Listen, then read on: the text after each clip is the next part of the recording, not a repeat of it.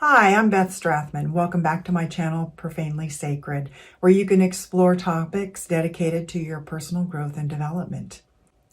Today, I'm going to delve into a topic that intrigues and terrifies all of us, our shadow.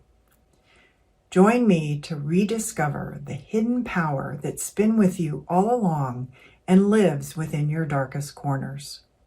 Before we get started though, just a reminder to subscribe to this channel and be sure to click on the bell so that you get updates every time I upload a new video. Now, let's look at your shadow. Now, I did another video about our shadow, and in that I quickly defined it. And just as a refresher, our shadow, even though it sounds scary, is not evil, and it's not something we should be keeping hidden away. The shadow is a collection of all the suppressed or denied aspects of ourselves, including our fears, desires, and impulses that our family and friends, as we were growing up, made us think that they were unacceptable. That's why I'm referring to this video as retrieving your shadow, because you're digging out parts of you that for decades have been hidden away outside your conscious awareness. Your shadow shows up in your life, usually in many ways that you're unaware of, through self-sabotage, repetitive patterns, and like over-the-top, unexpected, negative emotional reactions or outbursts that oftentimes you can't explain. Things like being extremely critical or judgy of other people, disliking other people for flaws that you yourself have, playing the victim or being defensive, or losing your temper, especially with certain types of people that irk you. So why are you and all of us, why do we avoid confronting our shadow selves?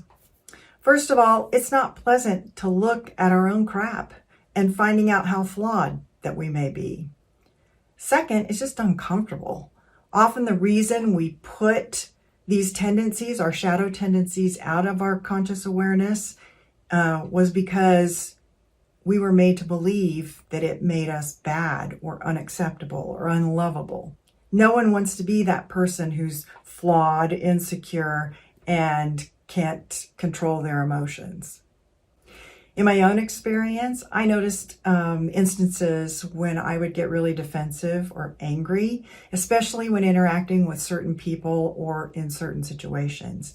And as a professional in the workplace, I thought, or I knew, it would be more mature of me if I could face what was causing me to react that way.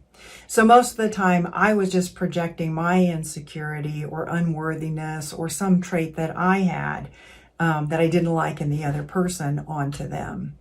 Now, knowing the situations and people that cause me to feel defensive or angry, this awareness helps me prepare for the next encounter that I have with that person or that type of situation.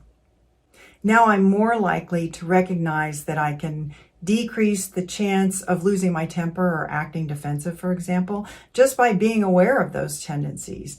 And I try to focus on asking the other person relevant questions about the issue and about their experiences with that issue.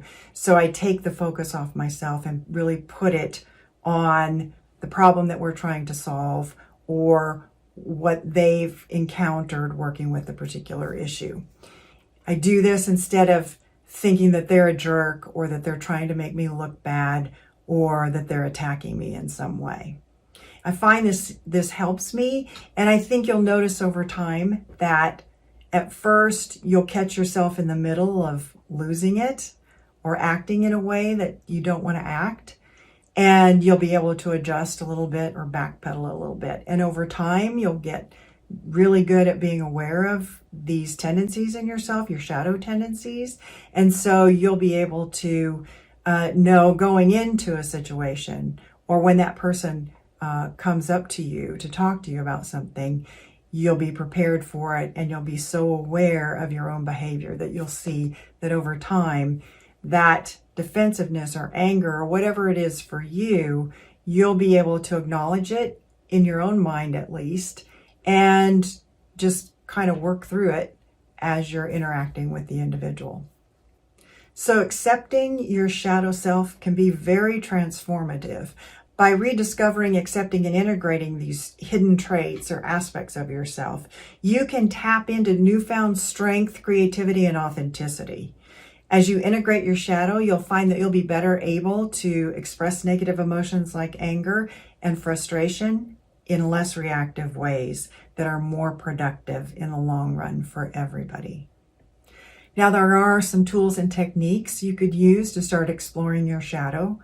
If you want to explore your shadow, then you can journal, sort of like about maybe situations that I described where you weren't on your best behavior, or you didn't react in a way that looking at it afterwards was probably appropriate. So journal, do guided meditations. You can get a coach, a life coach to help you. Even if you think it's warranted, you could even go to a counselor or a therapist for more support. Another thing you could do is look deeper into your personality with some kind of an instrument, like the Myers-Briggs type indicator, the Enneagram, and even if you're into astrology, look at some of the traits of your astrological signs in your birth chart that are relevant or that are most significant for you, and you'll be able to you'll be able to find maybe traits that are more on the negative side that you may be showing up through your shadow and you weren't aware of it even. Shadow work is not necessarily easy, and it can be very emotionally challenging. So you can expect to feel a little bit of shame, perhaps. Maybe you start to feel guilty about the way you've behaved in the past, or you're really resistant to looking deeper into how you're really showing up. The thing about the shadow is you may not be able to see it, but everybody else can see it.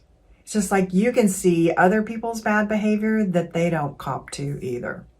But this shame, guilt, or resistance those are actual signs that you're on the right track. So have patience and compassion for yourself and seek support from friends, trusted co-workers, like I said before, a coach or a therapist, or even online communities. Like I said before, what you'll notice is you'll get better at catching yourself using these shadow traits when you react to other people or interact with other people, and you'll be able to see them better and better when they start to show up. Until one day you will have integrated your shadow and be able to use that trait in a more productive way. True self-realization comes from embracing both your light and shadow aspects. So continue to cultivate self-acceptance and practice self-love throughout your shadow work journey. Remember, within your darkest corners, you have incredible power and incredible potential. Embrace your shadow qualities, accept your flaws, and harness those hidden aspects of yourself for everyone's benefit. Don't let fear hold you back from becoming a more balanced version of yourself. Until next time, stay curious and keep shining the light on those shadows. Thanks for watching.